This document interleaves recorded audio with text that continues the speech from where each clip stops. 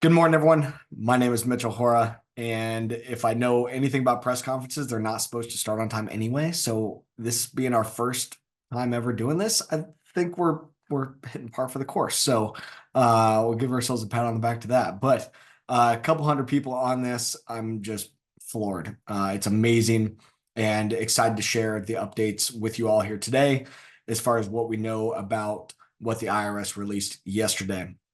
For those of you that don't know me, my name is Mitchell Hora. I'm the founder and CEO here at Continuum Ag. I'm also a seventh generation farmer from here in Southeast Iowa. I'm coming to you from the Continuum Ag World headquarters. We're based in Washington, Iowa, and originally we're a soil health company.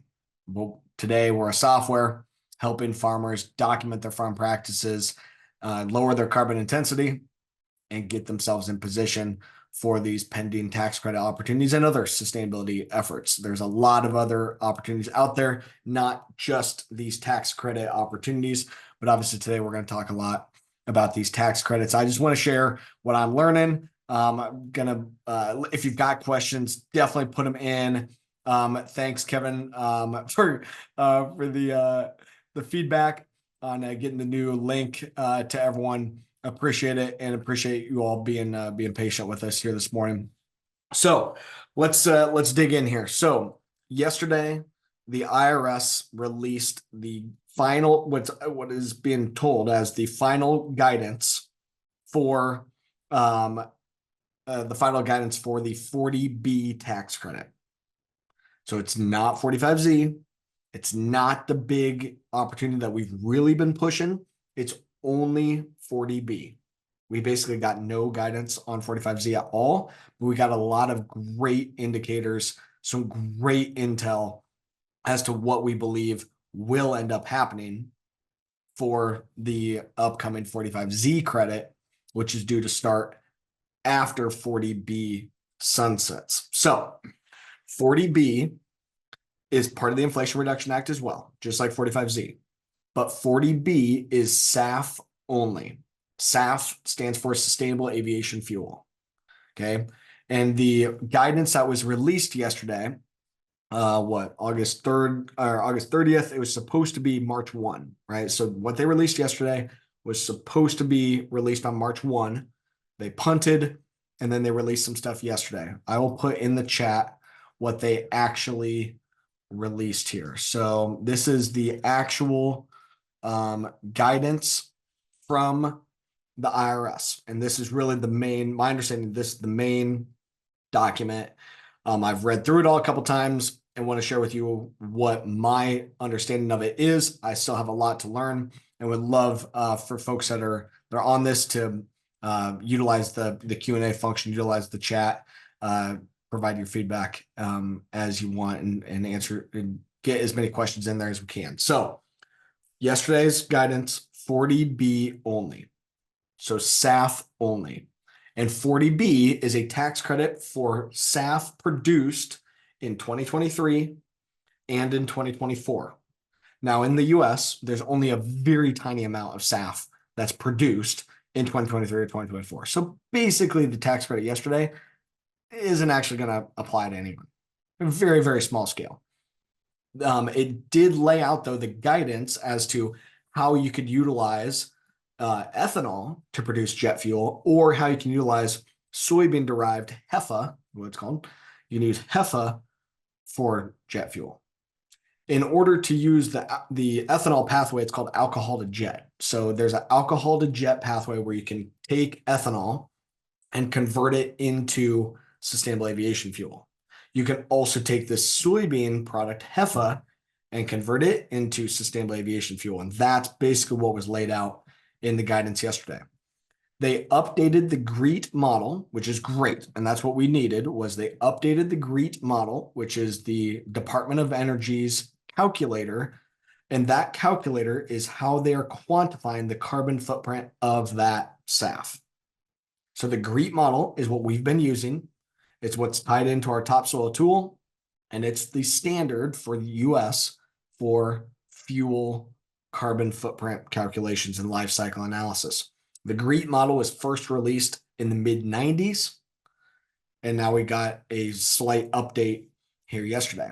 Essentially, what yesterday's update on the GREET model did is it created an add-on to the GREET model, and there's macros that tie the two together. So they have last year's version of the GREET model, but they created this 40B add-on to quantify the carbon reduction from different sustainable aviation fuel feedstocks, and it ties to the current GREET model. So it's pretty basic, the new GREET model for SAF. And you plug in the feedstock that you're utilizing. It's supposed to update some parameters, which I've had a heck of a time trying to get it to work. I've tried a couple different computers and it's very clunky, but and that's why we are trying to enable farmers to not have to work directly with the model and work with topsoil instead. But this GREET model that they released yesterday is the 40B calculator quantifying the carbon reduction from sustainable aviation fuel. So it basically shows petro jet fuel has a CI score of an 89. In order to qualify for 40B, you've got to get below essentially a 45, 50% reduction. Then for every additional percentage point below that, you get an extra penny a gallon. The tax credit maxed out at $1.75. And what it did is it said you can utilize things like carbon capture, you can utilize renewable natural gas, you can utilize a variety of tools to reduce your carbon intensity score of this sustainable aviation fuel. So it's pretty cool. It kind of laid out that, hey, there's a variety of things that you can utilize. One of the things that it said you can utilize is alcohol to jet or HEFA to jet. So you can utilize corn-based ethanol, or you can utilize soybean-based HEFA. In order to get an additional CI reduction from those feedstocks, you've got to meet the criteria of climate smart ag production. Or they had some wording in there about you can source from climate smart ag pilot program farmers, which I believe is a brand new thing laid out within this. But essentially, in order to qualify as a climate smart ag pilot production farmer, you have to use cover crops, no-till, and an enhanced efficiency fertilizer, a stabilizer on your nitrogen. You have to do all three. So like even on my farm, we've played with a variety of nitrogen stabilizers and stuff, but we don't necessarily utilize some of these stabilizers because they're actually antagonistic to the microbes. That's how they work. They kill the microbes, and therefore the microbial functions don't occur to convert the forms of the nitrogen. So we typically stay away from them. We use cover crops and no-till, so we check those two boxes. But because we currently today don't necessarily check the box on the enhanced efficiency fertilizer, we don't get anything. It doesn't even mention manure. I don't know where that's supposed to tie in. Doesn't even mention it.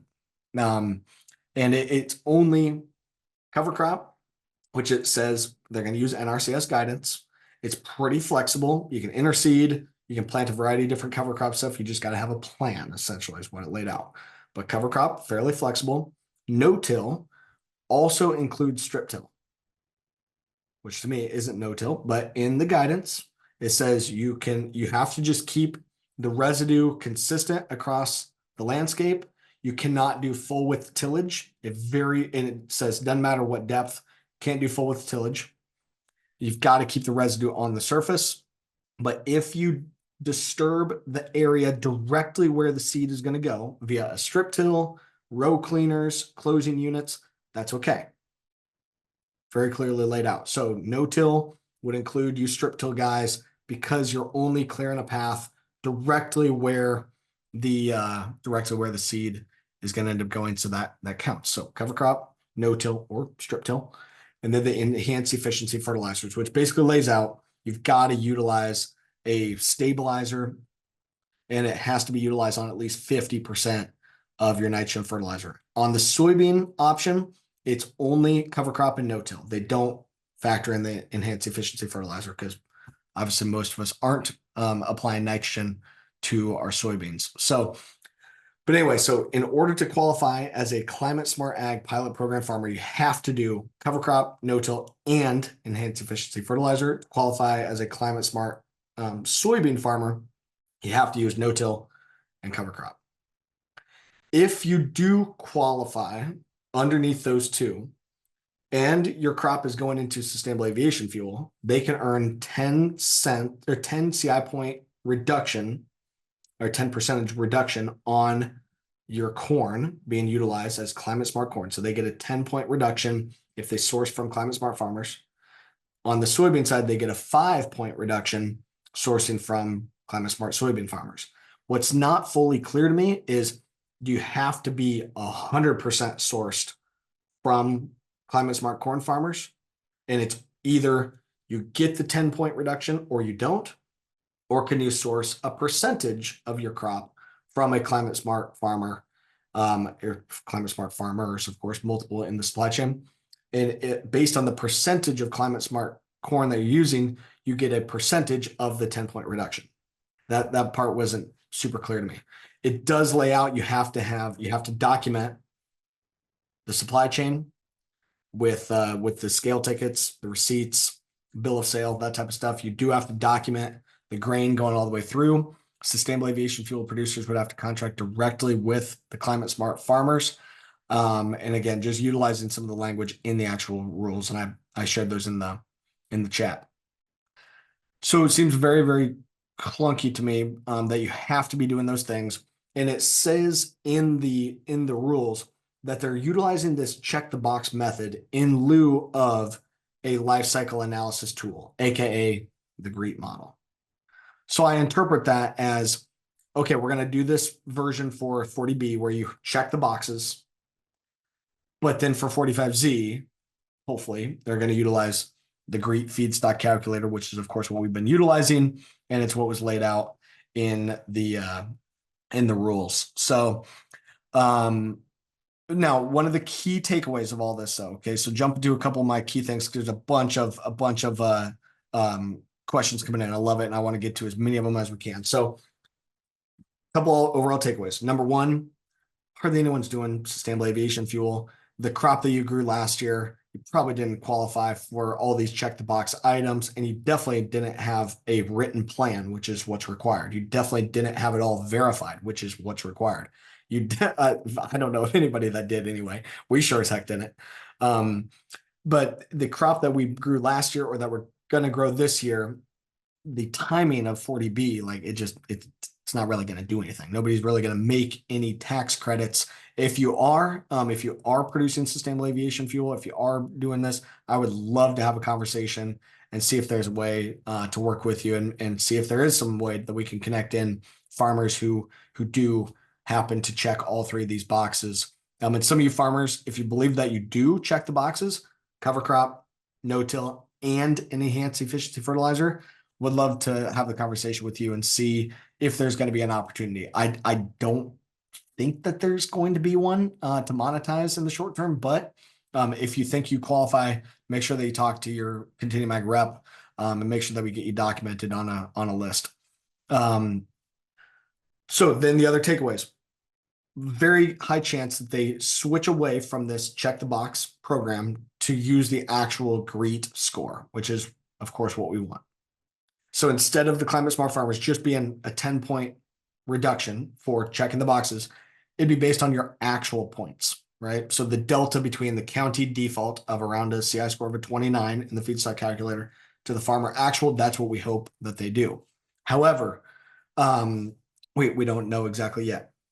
What is laid out in the rules here, though, very clearly lays out the amount of data that you've got to collect and document is very robust. The amount of rigor in the verification protocols, very robust. The traceability and stuff in this, quite robust, which screams to me the stuff that we've been doing and helping all you farmers to do with documenting your practices, keeping records at the field level, going through verification with our third-party verifier, that is absolutely correct. We are spot on, and farmers, you work with, whether you work with us or work with somebody, you've got to have your data super dialed in. It spells out receipts and the as applied stuff and yield records but also having a plan and a written plan and having the decision making process essentially documented. Now, we can't fully jump to conclusions that they're going to utilize the same protocol for 45Z as what's laid out in 40B. It's a pretty good indication, I think, as far as here's the level of rigor that they want for these 40B tax credits. Fairly safe to assume they're going to want the same amount of rigor in regards to the data documentation, third-party verification, traceability, aka Continuum X bread and butter. Okay, so continue to watch for that. Last couple other things here, and let me get to the chat. A 10-point CI reduction in 40B, 10 CI points in 40B, each CI point reduced is worth about 3.5 cents per gallon per point, right? So as you reduce your score, you can earn up to $1.75. It's not quite as cut and dry as this, but trying to simplify, essentially every point reduced is worth 3.5 cents. So if you get a 10-point reduction for sourcing from climate smart farmers, 10 points times 3.5, that's 35 cents a gallon. 1 gallon of SAF can be produced from about 1.6 gallons of ethanol, is my understanding. Somebody correct me if I'm wrong. But if you take that 3.5 or take the 35 cents times 1.6 would basically be the tax credit value per gallon of ethanol. Then if you take that times 3 to convert from a gallon of ethanol per bushel, so you take, because you have 3 gallons of ethanol produced per bushel of corn, you take 35 cents times 1.6 times 3 comes out to be about $1.68 per bushel tax credit value for those climate smart farmers. $1.68 a bushel. That's simple math. Every single plant will be a little bit different. And again, farmers, I don't think will qualify for any of that, won't see any of that money. It's not necessarily a thing right now. Okay. But that's just how the math works. $1.68. And then a farmer would get a percentage of that, just like in 45Z. We have no idea what the farmer cut is going to be. And today it's 0. Okay. But just laying out, here's how the math works in the tax credit. $1.68 for that 10-point drop or thereabouts. So $1.68 if you're growing 200 bushel corn, we're talking what, $330 an acre type of opportunity here. So big money. And then the farmer gets a portion of that, maybe a third or half or something like that. What is laid out in this ruling is that there has to be a farmer attestation, which is exactly what we've also been building out with our third-party verifier. So again, we're right on track. Part of the farmer attestation clearly states you cannot be in any other carbon program or greenhouse gas-based outcome-based program. So we've been having a lot of conversations with a variety of you project developers, companies that are looking at developing carbon credit projects. And we thought that there was maybe going to be some ability to stack. I didn't think that the IRS was going to rule on it. I didn't think they were really going to care, but they did very explicitly lay out if you are going to be qualified as one of these climate smart farmers, and if your crop is going to be utilized to produce this sustainable aviation fuel, you cannot be in any other carbon program.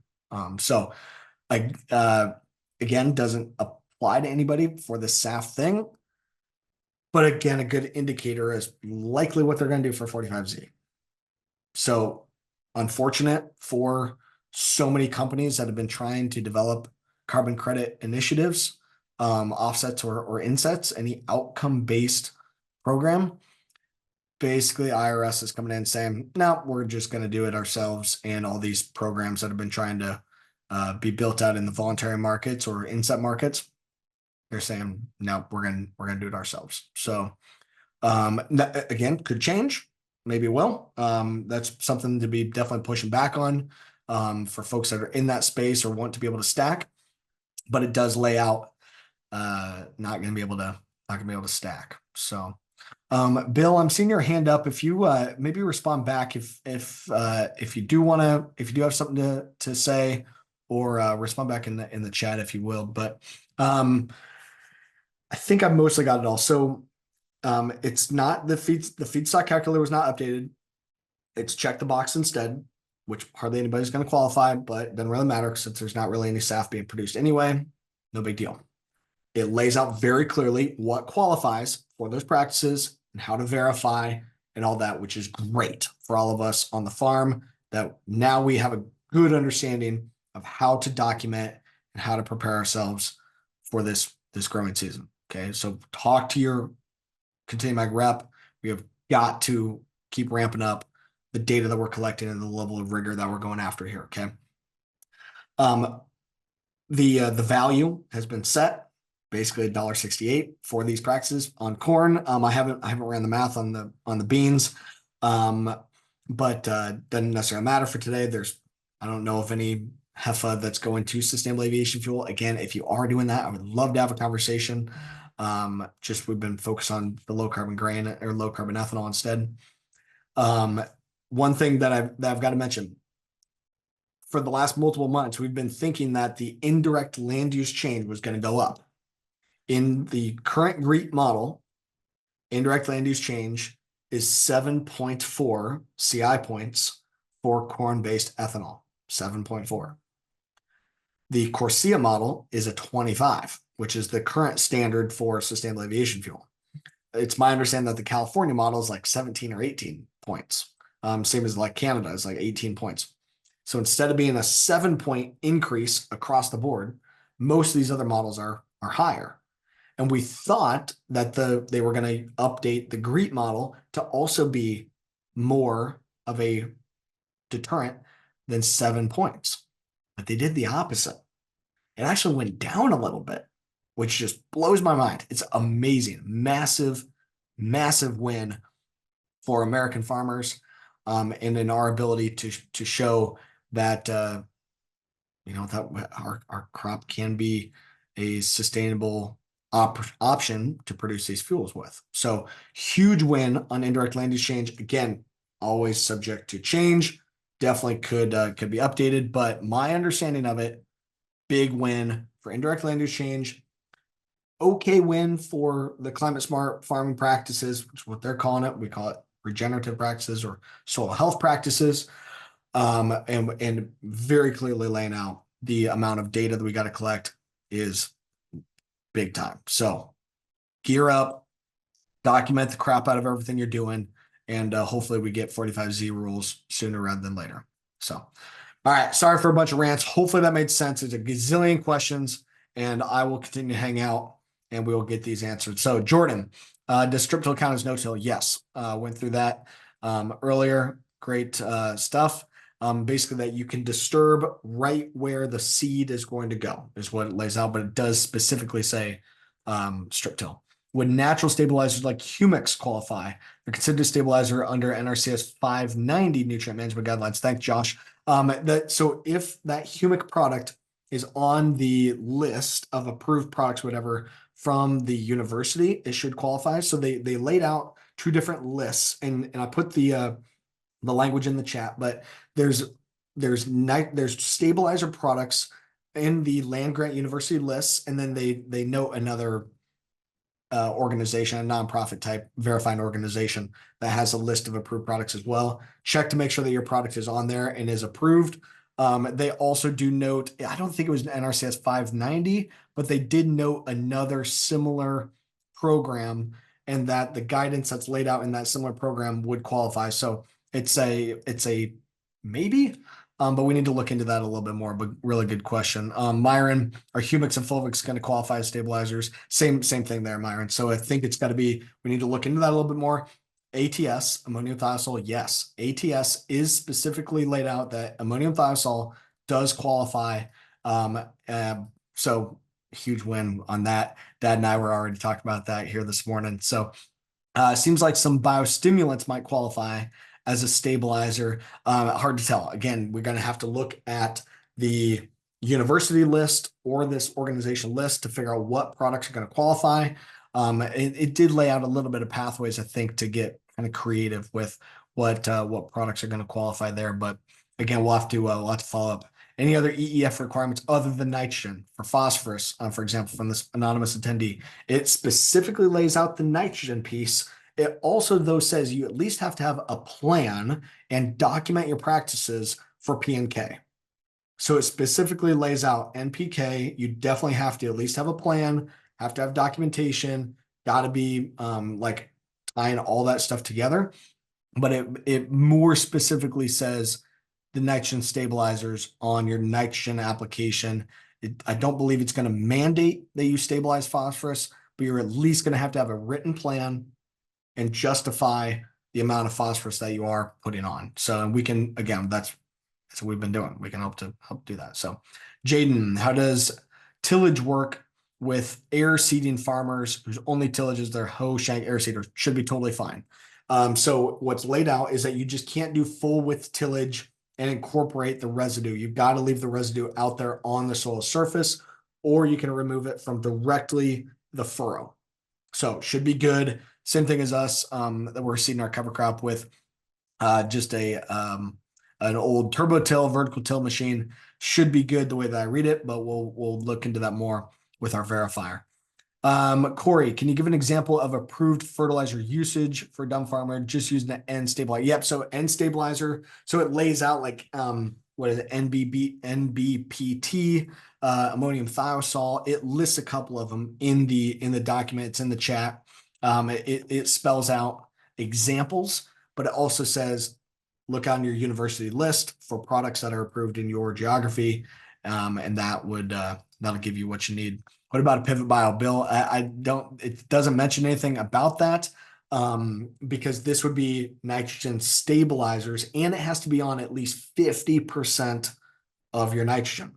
So if you're using a pivot bio, you might be reducing your nitrogen by 40 points, but that wouldn't be the more than 50% of your nitrogen. So pivot bio can help and be part of it can be part of your program, and you wouldn't have as much fertilizer to then stabilize, but it's not going to be enough to just use a product like a pivot bio or others to qualify, at least how I read it. 10% reduction on corn is worth how many cents per bushel to the SAF? I think I kind of laid that out, right? So 10 points on the SAF is worth about 35 cents because they're 3.5 cents per point. Then you convert that back. It should be around the realm of about $1.68 per bushel. But there's now multiple pieces of the pie that got to get split up. It's going to be really complicated. And again, I don't know of anybody that is actually producing sustainable aviation fuel in the US with American grown corn or soybeans. Again, I would love to connect with folks who are trying to produce SAF between now and the end of the year with crop grown in the US. But because it's real money. And basically what this does is it sets the precedent now that if these practices are worth about $1.68 a bushel, and say that we want the farmers to get a third of that, on 200 bushel corn, that's like $110 an acre. 110 bucks an acre for farmers doing no-till, cover crop, and stabilizing their nitrogen, essentially is what this lays out in total tax credit dollars. So very much going to put some pressure on folks in the free market space. Ben, how does the grain trade work?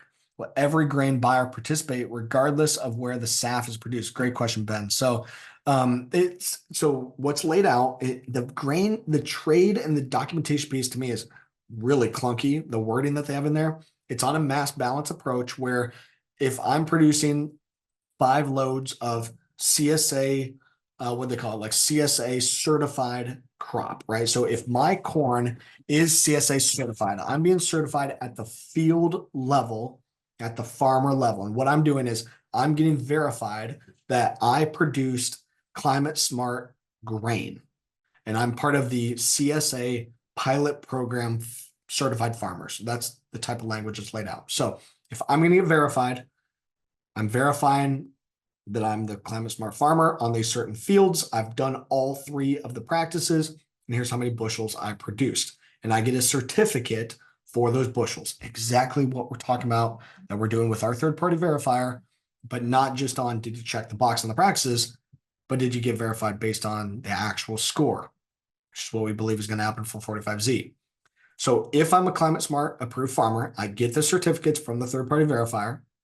And then when I sell my crop to the elevator or to the ethanol plant, they get a bill of sale that I had 10,000 bushels of Climate Smart corn. And every load that I sell to them, I sell them the certificates. I can do it in a batch, or a batch could be one individual load. So what's laid out in the rules. Then they would say how many bushels of Climate Smart grain they own. What's unclear to me is that Climate Smart grain, it's going to be physically blended, but digitally, is it watered down as it's blended with everyone else's corn? That part wasn't super clear. It was laid out though that, like for my own farm, I have corn in our bins, Dad has corn in our bins. Since we are two separate entities, we run our own individual mass balance calculation. Therefore, I have my 10,000 bushels, Dad has his, 80,000 bushels, and they're separate. Then when he sells his certificates. When I sell mine, I sell my certificates. So as that goes through the supply chain, I think we'll be able to have some of that traceability, but it very clearly lays out you've got to have the bill of sale. You've got to have those scale tickets documented that my Climate Smart corn went to this elevator, went to this ethanol plant, went to this SAF producer. However, what's also laid out in this rule, which is very today, it's completely unrealistic. It's not how it works at all. But what's laid out in the rule multiple times, the SAF producer has to be contracted directly with a farmer. That's how it's laid out, which doesn't happen today because the SAF producer would be buying the ethanol from the ethanol producer. The ethanol producer would be buying corn from an elevator or direct from a farmer. So how we're going to track that through is a little bit clunky, but I don't think every grain buyer is going to participate. And right now the SAF is very, very small scale, and this tax credit sunsets at the end of next year. So I don't think we get too hung up on documenting all this stuff yet. But I believe if you think you would qualify as a Climate Smart Ag pilot program farmer, I think we should have a conversation. Let's see if there would be an opportunity. I don't think we spend any money yet. I don't think we do anything aggressive yet, but might want to at least have a database of those farmers that qualify. All right, sorry, I'm going super long and there's 50 more questions to get to here. How does 40B, 45Z compare to using 45Q? Totally separate things and you can't stack. 45Q is for geological storage, permanent storage of the carbon. So you capture the carbon that would have been emitted, you capture it physically, compress it to a liquid, pump it in the hole in the ground. 40B is based on the fuel produced and the reduction of the carbon intensity of the fuel. If you use a carbon capture and storage system, that gives you credit for lowering the carbon intensity of the fuel. And that's the same for 40B, and we anticipate that for 45Z as well. But you would get the tax credit based on the fuel that you produced and the lower carbon intensity of the fuel. Where 40B is you get paid a payment based on the tons of carbon that you pumped into a hole in the ground.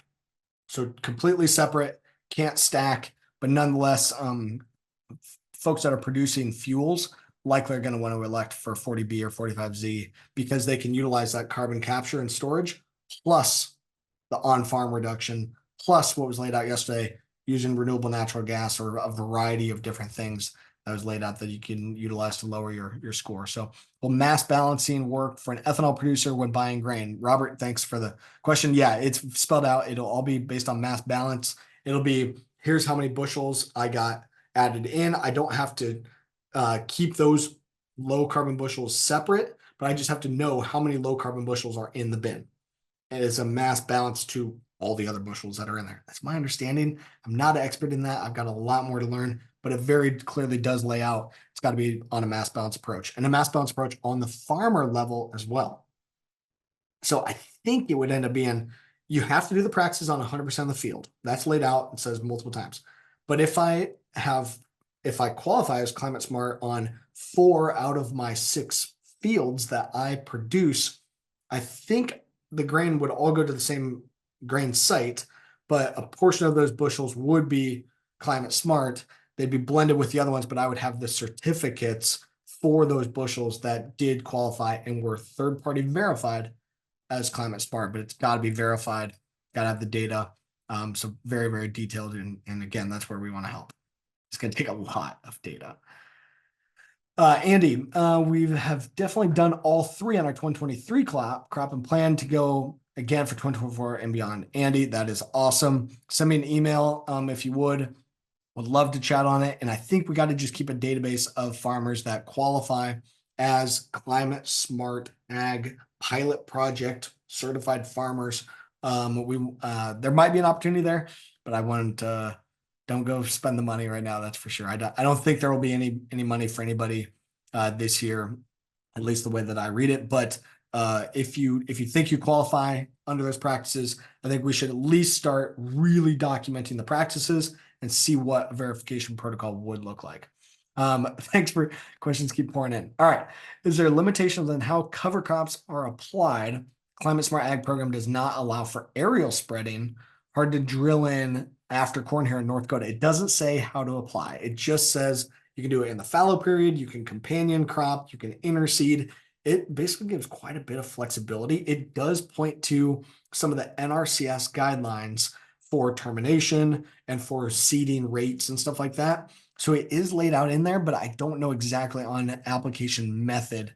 It doesn't say. So hopefully it does give that flexibility, because you're totally right. Up in the further north you go, not a lot of time after we harvest one crop to plant a cover crop before the next harvest. But but there's some guidance in the documentation we can dig into there to figure out answer that question. Jordan, if you're currently in a carbon program, can we just drop out for this season and then qualify? Yeah, so like you said, in Bears program, we can drop anytime. That's what it's saying, is that you're not going to be able to be in both. Now, I wouldn't drop out right now, though. Okay, like don't drop out of your program, because this was only for farmers that check all three of the boxes on corn and both of the boxes on beans. And those products are going to go into sustainable aviation fuel before the end of this year. Like, that's not going to happen. At least not at scale. Like, very, very small amount of farmers, if any of us would qualify for that. This thing ends in just a couple months, and then SAF goes underneath 45Z. So these practices and the amount of data rigor and stuff likely will still be there when sustainable aviation fuel moves away from 40B and under 45Z, which happens on Jan 1. That's when 45Z starts. So I think you're likely not going to be able to be in the carbon credit program and be in the 45Z or 40B program, which was laid out. I don't know that I would cancel the contracts right now, but you need to know what you're in. Know that if you're in on a carbon credit program, it very clearly lays out you're not going to be in 40. You're not going to be able to qualify for 40B. I can only assume that that's going to be the same rules for 45Z. That's how we have to take those rules from yesterday. The IRS laid out, here's the rules. I don't think the 45Z is going to be that different, especially in regards to the data, the third-party verification, and the inability to stack. So don't cancel today, because we still have a lot of dust to settle, but know what you're going to have to end up doing. Jacob, is CSP considered a carbon program? No. So CSP being a government practice-based, so you got CSP, EQIP, other practices. It doesn't say anything about stacking cost share or stacking practice-based stuff, but it very clearly says you cannot be in an outcome-based program and qualify underneath the rules of 40B here. So CSB should be fine, but you just can't be in any other carbon program. Eddie, do acres that already have EQIP or CSP qualify? Yep, just answered that. Should be good. Non-deforestation beans with ADM, a stack deal. Jeff, so yeah, ADM and others have been working within the European non-deforested markets. So those are paying a premium for, I think it's just for soybeans. Pretty good premium, from my understanding.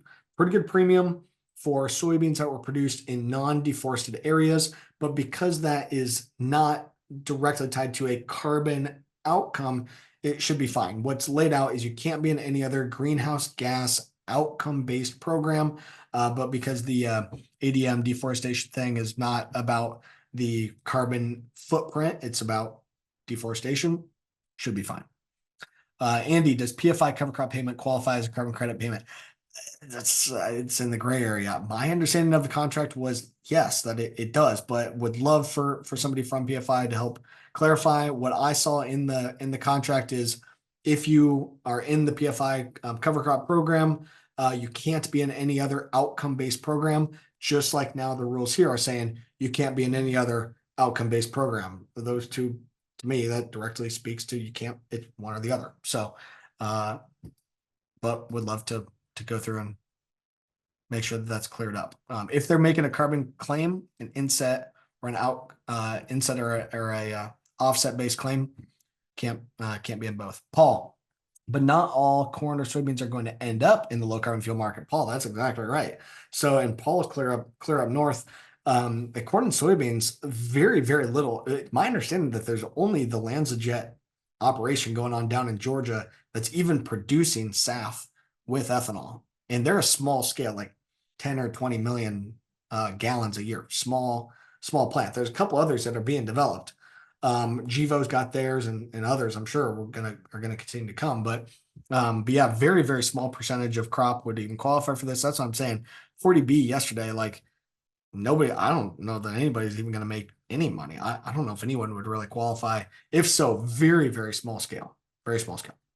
But it's the precedent and the rules that we learned yesterday. That's the key. And that is, that's what we've got to keep driving home. Document, give good clarity as to the definitions of these practices. It's going to take a lot of data. So test, does IRS rule delineate what they mean by carbon or greenhouse gas outcome programs? For example, thinking about NRCS cost share, partnerships for climate smart commodities and others. It just says any other carbon, any other outcome based. So it does have a little bit of ruling in there.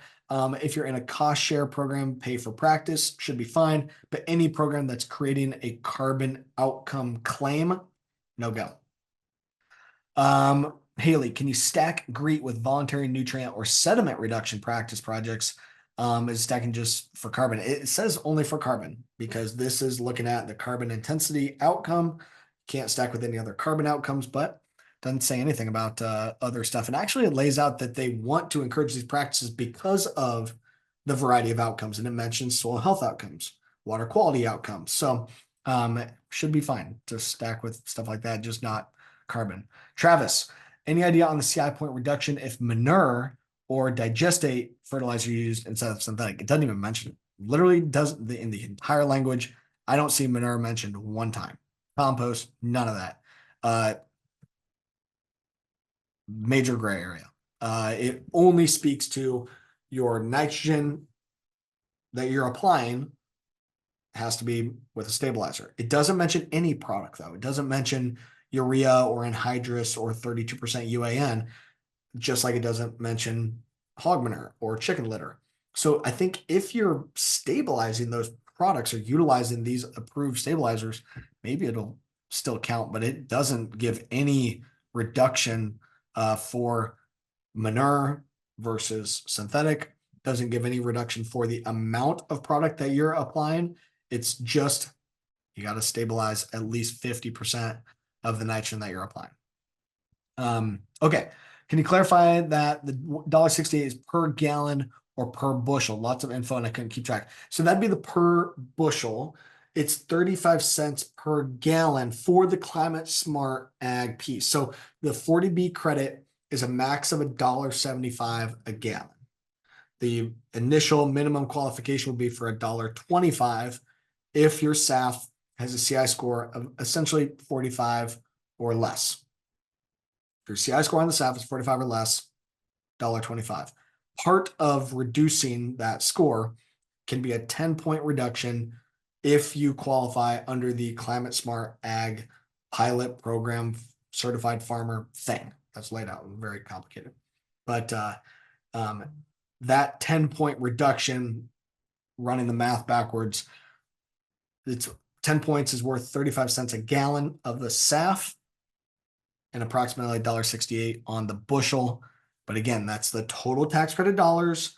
No farmer is going to actually get any money in this thing because today it's not even being produced. So, but it lays out the value that should be there. So, Joel, will 40B updates impact my canola that was harvested in a month? How about next year's canola? Yeah, canola was added in on this deal. So canola and other feedstocks were noted in this new GREET model, but it doesn't say anything in there about climate smart canola. Like it doesn't lay out that you got to do no-till, got to do cover crop, got to use nitrogen stabilizer. It doesn't say anything about that on the canola. So I don't think that there's any like traceability between the canola practices to the SAF, but it is in the new GREET model that was released yesterday that canola is a feedstock that they recognize that you can utilize to produce SAF, but I don't think the farmer is going to get any value,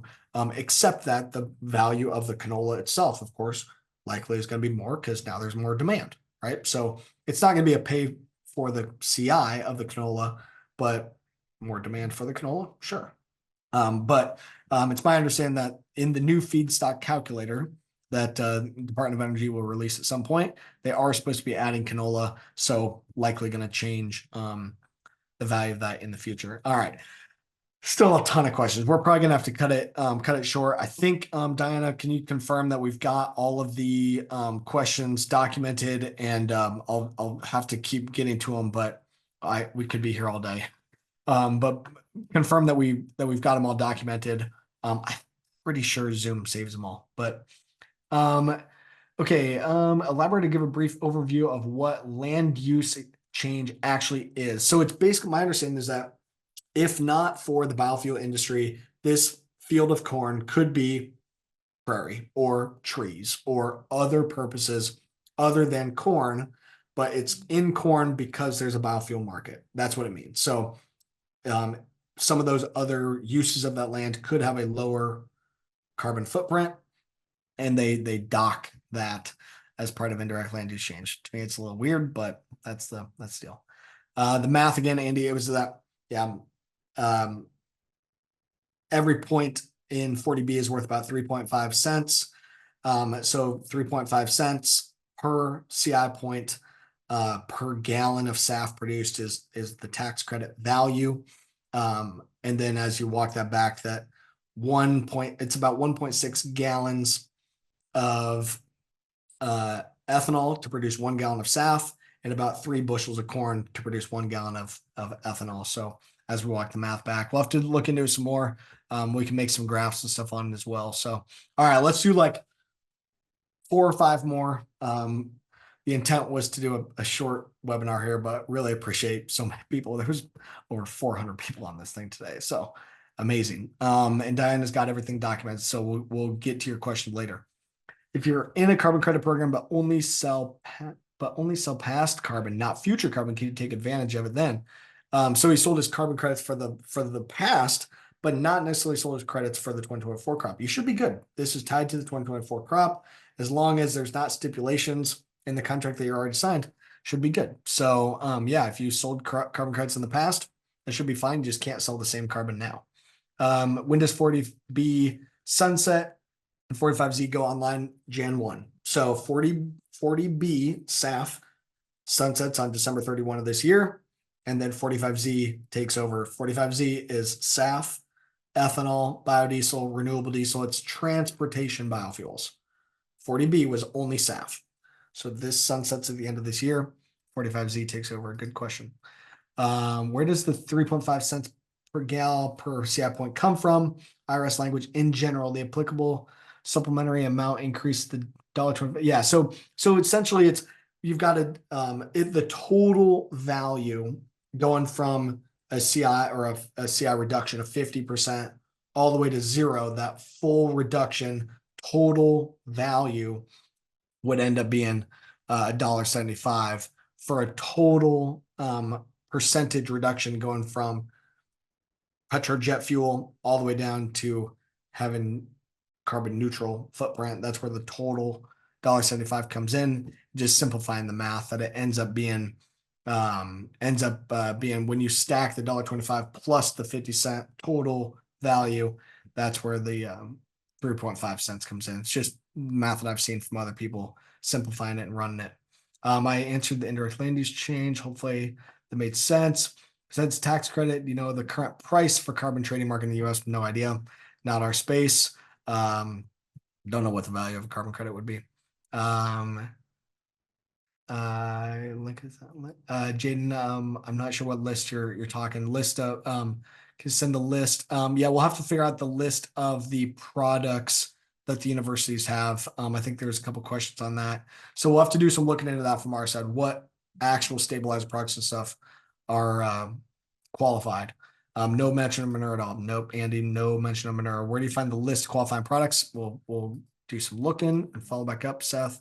Does every land grant university have a list? I think so. I'll have to find out. So they only updated 40B and not 45Z. Exactly.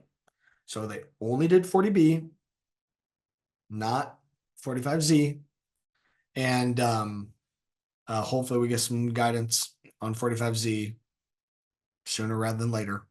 But it was very good indication as to the amount of data that we got to document, some of the definitions of the practices, the amount of rigor that's going to be in on the verification. That's the take home. They didn't jack up indirect land use change, massive win.